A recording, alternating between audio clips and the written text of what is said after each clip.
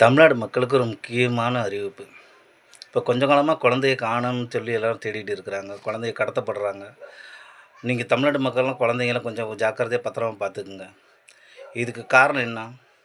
இந்த ஆட்சி மாற்றம் தான். குழந்தைகள வச்சு தான் ஜெயிச்சாங்க. குழந்தைகள வச்சு தான் எல்லாம் ஆட்சி மாறிருச்சு. அப்படின்னு சொல்லி சில தற்குறிகள் வெறியால கூட இத செய்யலாம். இது ஒரு யூகம் தான். இது நான் அதுக்காக அவங்க தான் செஞ்சாங்கன்னு நான் சொல்ல வரல.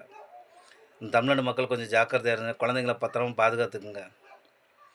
அதுக்கப்புறம் இப்ப தான் முதலமைச்சர் பதவியேற்று இன்னும் 1 மாசம் கூட ஆகல.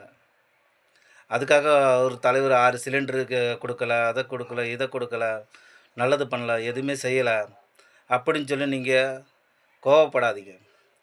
எல்லாருக்கும் ஒரு ஒரு பொறுமைன்னு ஒண்ணு இருக்குது. இலவசத்துக்கு ஆசைப்படாதீங்க. இலவசத்த ஆசைப்பட்டால தான் கடன் வாங்க வேண்டியதா இருக்குது.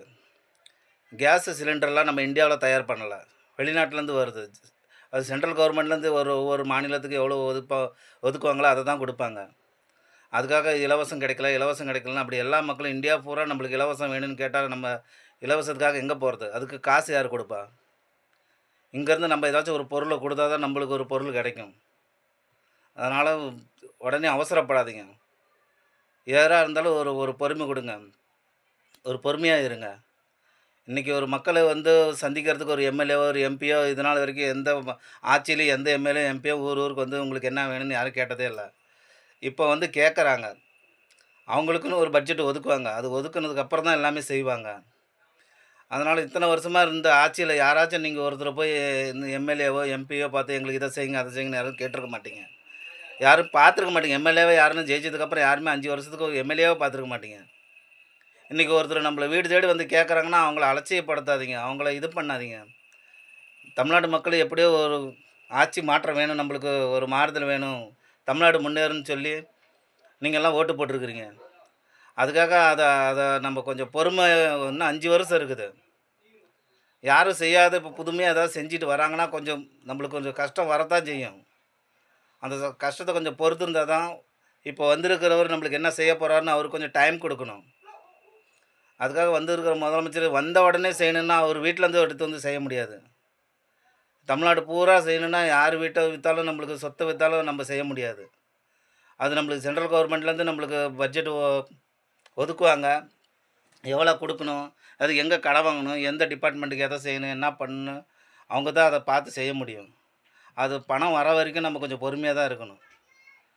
இப்ப ஆட்சி இன்னும் 1 மாசம் கூட ஆவல. அவரு கரெக்ட்டா தான் எல்லாமே ஃபாலோ பண்ணிட்டு இருக்கிறாரு. இன்னைக்கு ரவுடீஸ ஒழிக்கிறது முழுசா ஒரு இது எடுத்துருக்காரு. ரவுடீஸ ஒழிக்கிறது சாதாரண விஷயம் கிடையாது. இன்னைக்கு ஒவ்வொரு மாநிலத்திலயும் ஒவ்வொருத்தரையும் நம்ப கட்டுப்பாட்டுக்குள்ள கொண்டு வரது பெரிய விஷயம். நம்ம எடுத்தவங்க இப்ப திடீர்னு யாராச்சும் நீங்க கண்ட்ரோலா இருங்க.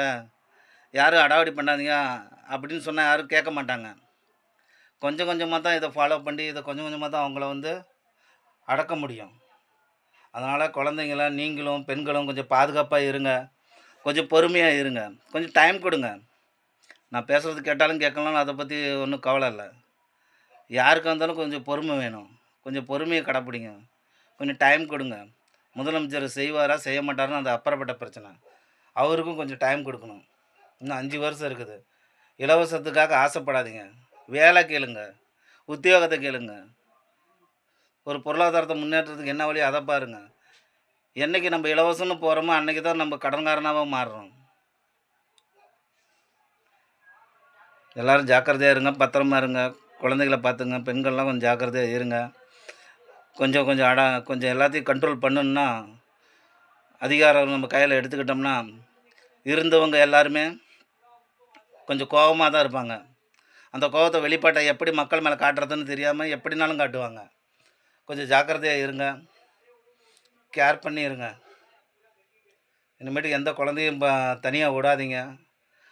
குழந்தைங்கள கண் போல பார்த்துக்கங்க. தமிழ்நாடு மக்களுக்கு